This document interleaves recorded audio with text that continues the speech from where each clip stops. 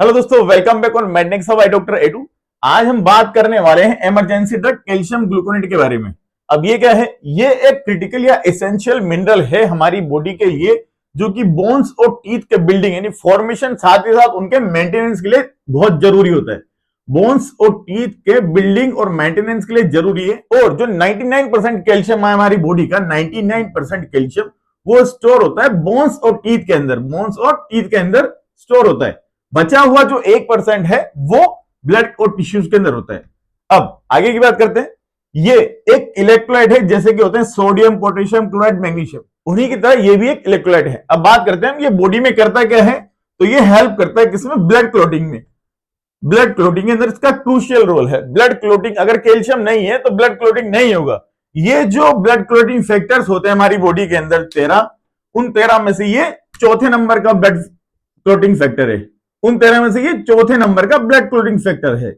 मतलब अगर ये नहीं होगा तो ब्लड क्लोट ही नहीं होगा। फॉर एग्जाम्पल, जब भी कोई ब्लड डोनेशन कैंप होता है तो वहां पे जो ब्लड के बैग्स होते हैं, जब किसी का ब्लड लिया जाता है तो अगर डायरेक्ट बैग के अंदर ब्लड ले लिया तो वो जम जाएगा। क्यों? क्योंकि वो क्लोट हो जाएगा। और उसको क्लोटिंग होने से रोकने के लिए उसमें मिलाते क्या है? सिट्रेट। सिट्रेट क्या होता है? कैल्शियम आयन को बाइंड कर लेता है और ब्लड को जमने से रोकता है, जिसकी वजह से हम ब्लड बैंक में ब्लड स्टोर कर सकते हैं। इसके साथ साथ ब्लड का जो बैग है उसमें डेक्सट्रोज और एडेनिन भी मिलाया जाता है। डेक्सट्रोज क्या करता है? जो रेड ब्लड सेल्स है उनको एनर्जी प्रोवाइड करता है, और एडेनिन जो है ब्लड सेल्स की लाइफ बढ़ाता है। अब बात करते हैं आगे। ये कार्डियक सेल मेम्ब्रेन को स्टेबल करता है। मतलब जो मायोकार्डियल सेल्स है उनकी जो मेम्ब्रेन है उसको स्टेबलाइजेशन करता है। अब उससे होगा क्या? सेल मेम्ब्रेन को स्टेबल करके लाइफ थ्रेटनिंग जो अरिथमिया है, जो वीटीवीएफ है, उनसे हार्ट को प्रोटेक्ट करता है। अगली बात, नर्व इंपल्स ट्रांसमिशन। कैल्शियम के बिना जो नर्व इंपल्स है उसका ट्रांसमिशन हो ही नहीं सकता है। अगर कैल्शियम नहीं होगा तो इंपल्स आगे जा ही नहीं पाएगा। अगली बात, मस्कुलर कॉन्ट्रैक्शन। हमारी बॉडी में जितनी भी मसल्स है सब में कॉन्ट्रैक्शन के लिए कैल्शियम जरूरी है। अगर कैल्शियम नहीं होगा तो मसल्स में कॉन्ट्रैक्शन ही नहीं होगा, मसल्स रिलैक्स रहेगी।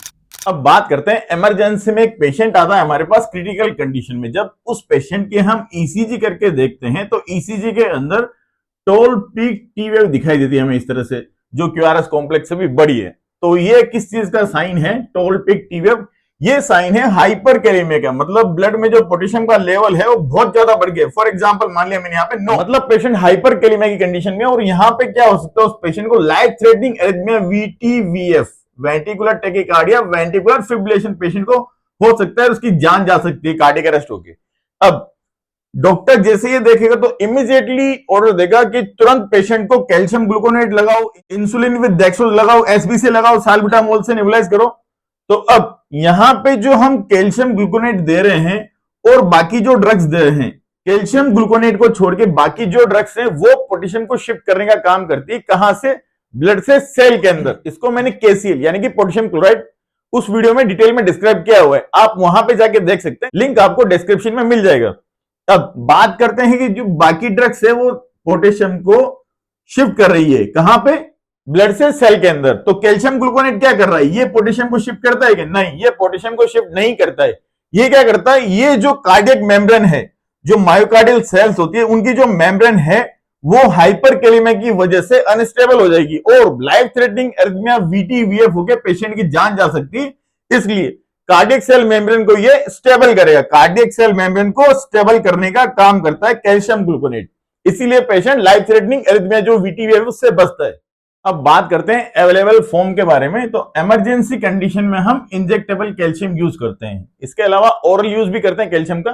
तो हम बात कर रहे हैं इमरजेंसी कंडीशन की। तो कैल्शियम ग्लूकोनेट 10%, कैल्शियम ग्लूकोनेट का जो एक एम्पुल है वो 10 ml का आता है। 10%, इस 10 ml के अंदर 1 ग्राम कैल्शियम ग्लूकोनेट होता है। 10 ml के अंदर 1 ग्राम कैल्शियम ग्लूकोनेट, और उसमें भी 1 ग्राम कैल्शियम ग्लूकोनेट में भी 93 mg एलिमेंटल कैल्शियम होता है पर ग्राम। मतलब 1 ग्राम कैल्शियम ग्लूकोनेट में 93 mg एलिमेंटल कैल्शियम होता है। अब बात करते हैं मेजर यूजेस। कैल्शियम ग्लूकोनेट के जो मेजर यूज है वो क्या क्या है देख लेते हैं।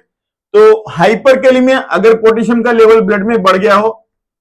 हाइपोकैल्सीमिया, अगर ब्लड के अंदर कैल्शियम का लेवल कम हो। एमजीएसओ4 टॉक्सिसिटी, मैग्नीशियम सल्फेट की टॉक्सिसिटी हो गई हो।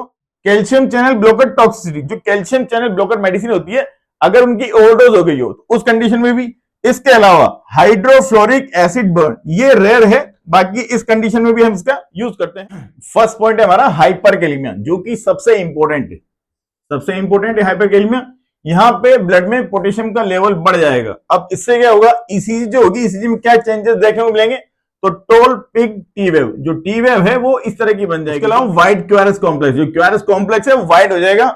लाइफ थ्रेटनिंग एरिथमिया, वीटीवीएफ हो सकता है, वीटीवीएफ होके पेशेंट को कार्डियक अरेस्ट हो सकता है, उसकी जान जा सकती है। तो अब यहाँ पे कैल्शियम ग्लूकोनेट क्या करेगा, ये हार्ट को प्रोटेक्ट करेगा। कैसे, ये मायोकार्डियल सेल मेम्ब्रेन को स्टेबलाइज करेगा और लाइफ थ्रेटनिंग एरिथमिया जो वीटीवीएफ है उनसे रोकेगा।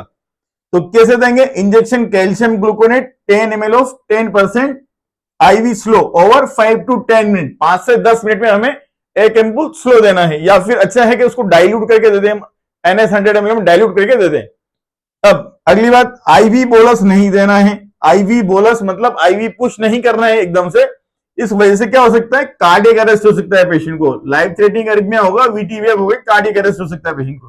तो आईवी बोलस कभी नहीं देना है। अगला यूज है हाइपोकैल्सीमिया। हाइपोकैल्सीमिया मतलब कैल्शियम की ब्लड के अंदर कमी। अगर ब्लड के अंदर कैल्शियम की बहुत कमी हो जाए, अत्यधिक कमी हो जाए, तो ये डेंजरस होता है, बहुत खतरनाक हो सकता है ये। इसकी वजह से क्या होगा, मसल्स क्रैम्प्स, मसल्स में क्रैम्प्स आएंगे, जिसको हम लोकल लैंग्वेज में बोलते हैं बाइटे आना। इसके अलावा सीजर्स आ सकते हैं पेशेंट को, क्योंकि कैल्शियम नर्व इंपल्स कंडक्शन में एक्टिव रोल निभाता है, इसलिए सीजर्स आ सकते हैं पेशेंट को अगर कैल्शियम की कमी हो जाए। अगली बात, टिटेनी, ये एक लाइफ थ्रेटनिंग कंडीशन है, जहां पूरी बॉडी की मसल्स के अंदर एकदम से स्पाज्म होता है और पूरी बॉडी अकड़ जाती है, बिल्कुल शरीर कड़क हो जाता है। यहाँ पे पेशेंट की मौत हो सकती है, पेशेंट की जान जा सकती है, सीवियर मसल स्पाज्म होगा, जिसकी वजह से पूरा शरीर अकड़ जाएगा और इसकी वजह से पेशेंट की जान तक जा सकती है। अब क्या करेंगे हम, injection calcium gluconate 10 ml 10% IV slow देंगे 5 से 10 मिनट के अंदर, 5 से 10 मिनट में हम आईवी स्लो देंगे। या फिर हम क्या कर सकते हैं, 100 ml नॉर्मल सेलाइन, जो नॉर्मल सेलाइन है 0.9%, उसमें डाइल्यूट करके दे सकते हैं। अगला यूज है मैग्नीशियम सल्फेट टॉक्सिसिटी। MgSO4 की अगर टॉक्सिसिटी हो जाए, वो कैसे, फॉर एग्जांपल एक्लेम्शिया। एक्लेम्शिया क्या है, ड्यूरिंग प्रेगनेंसी हाइपरटेंशन, बीपी बढ़ा हुआ है, उसके साथ में प्रोटीन यूरिया, यूरिन में प्रोटीन लॉस हो रहा है, साथ ही साथ सीजर्स। प्रेग्नेंट फीमेल को अगर बीपी बढ़ने के साथ साथ सीजर्स आ जाए और प्रोटीन जा रहा है यूरिन के अंदर, तो इसको एक्लेम्शिया बोलते हैं और इसका मैनेजमेंट करते हैं MgSO4 से। इंजेक्शन MgSO4 जो कि 1 ग्राम आता है 2 ml के एम्पुल के अंदर, और इसको हम पिचार्ड रेजिमेन या जस्पान रेजिमेन के अकॉर्डिंग देते हैं, IM और IV। इससे पहले MgSO4 का जो वीडियो था मेरा, उसमें मैंने एक मिस्टेकनली जस्पान रेजिमेन को जी रेजिमेन बता दिया था और जो एम्पुल है वो 2 ml की जगह 1 ml बता दिया था, तो उसको करेक्शन कर लें, उसके लिए सॉरी। अब बात करते हैं, अगर एक्लेम्शिया के ट्रीटमेंट के दौरान गलती से मान लो ओवरडोज हो गई हो, ओवरडोज हो गई किसकी, MgSO4 की, तो अब क्या होगा साहब, सबसे पहले लॉस होगा डीप टेंडन रिफ्लेक्स का, अपनी बॉडी के जो डीप टेंडन रिफ्लेक्स है वो सब चले जाएंगे। उसके बाद में पेशेंट का रेस्पिरेटरी सेंटर डिप्रेस हो जाएगा, और अगर टाइम से ट्रीटमेंट नहीं मिला, एंटीडोट नहीं मिला, तो पेशेंट की जान जा सकती है, पेशेंट की जान जा सकती है, पेशेंट डेड हो सकता है, पेशेंट मर सकता है। तो हम इंजेक्शन कैल्शियम ग्लूकोनेट देंगे 10 ml 10% आईवी स्लो 5 से 10 मिनट में। इंजेक्शन कैल्शियम ग्लूकोनेट क्या है, एंटीडोट है, क्या है, एंटीडोट, एंटीडोट, एंटीडोट कौन है, कैल्शियम ग्लूकोनेट इंजेक्शन, किसका, MgSO4 का। MgSO4 का एंटीडोट क्या है, कैल्शियम ग्लूकोनेट। अगला यूज है calcium channel blocker toxicity. Calcium channel blocker short में CCB, अगर इनकी ओवरडोज हो जाए, ओवरडोज, अगर कैल्शियम चैनल ब्लॉकर जो है उनकी ओवरडोज हो जाए, फॉर एग्जांपल डिल्टियाजेम, वेरापामिल, एम्लोडिपिन। डिल्टियाजेम जो है वो डिल्जियम नाम से अवेलेबल होता है, वेरापामिल कैलेप्टिन नाम से आपको मिल जाएगा, एम्लोडिपिन एम्लोवास एम्लोकाइन नाम से मिल जाएगा। और जो ड्रग जिनके पीछे डिपिन लगता है, जिनके नाम के पीछे डिपिन लगता है, वो सब क्या है, CCB यानी कैल्शियम चैनल ब्लॉकर। और इनका काम क्या है, इनका काम है ब्लड प्रेशर को कम करना, हार्ट रेट को कम करना, इनका ये काम है, ब्लड प्रेशर और हार्ट रेट दोनों को कम करना। अगर ओवरडोज हो जाए, अगर ओवरडोज हो जाए, टॉक्सिसिटी हो जाए, तो क्या होगा, पेशेंट को हाइपोटेंशन के साथ में ब्रेडिकार्डिया, मतलब बीपी भी कम, हार्ट रेट भी कम। कुछ केसेस में क्या हो सकता है, कुछ केसेस में CHP यानी कि कंप्लीट हार्ट ब्लॉक हो सकता है पेशेंट का। ये लाइफ थ्रेटनिंग कंडीशन है। अब बात करते हैं, अगर कैल्शियम चैनल ब्लॉकर की ओवरडोज हो गई, टॉक्सिसिटी हो गई, तो क्या करेंगे? तो हम injection calcium gluconate, injection calcium gluconate,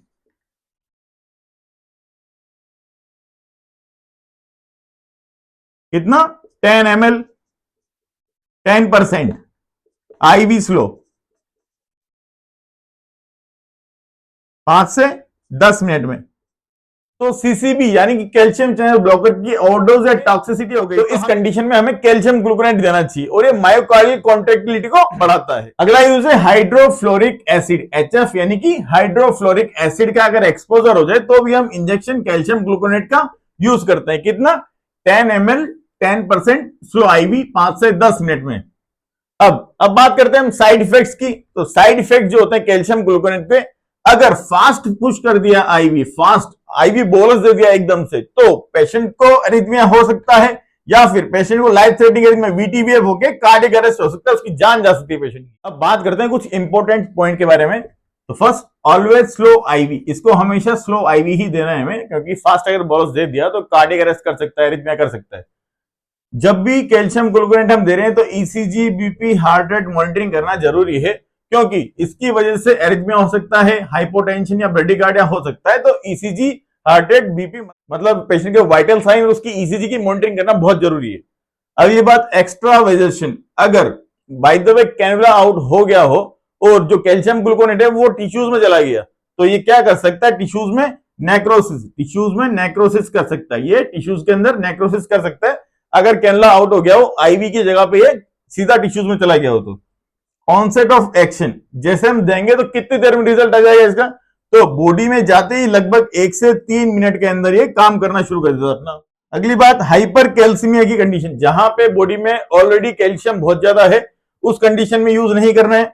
अगली बात, डिजॉक्सिन टॉक्सिसिटी, अगर डिजॉक्सिन की टॉक्सिसिटी है, डिजॉक्सिन का यूज हार्ट फेलियर की कंडीशन में किया जाता है। अगर बाय द वे डिजॉक्सिन की ओवरडोज हो गई, टॉक्सिसिटी हो गई हो, तो भी हम कैल्शियम का यूज नहीं करेंगे यहां पे। वीडियो अगर अच्छा लगा तो प्लीज चैनल को सब्सक्राइब कीजिए, लाइक कीजिए, शेयर कीजिए अपने दोस्तों के साथ में, और इसी तरह के लॉन्ग मेडिकल एजुकेशनल वीडियोस के लिए जुड़े रहिए मेरे साथ। Thanks for watching Mednex by doctor एटू।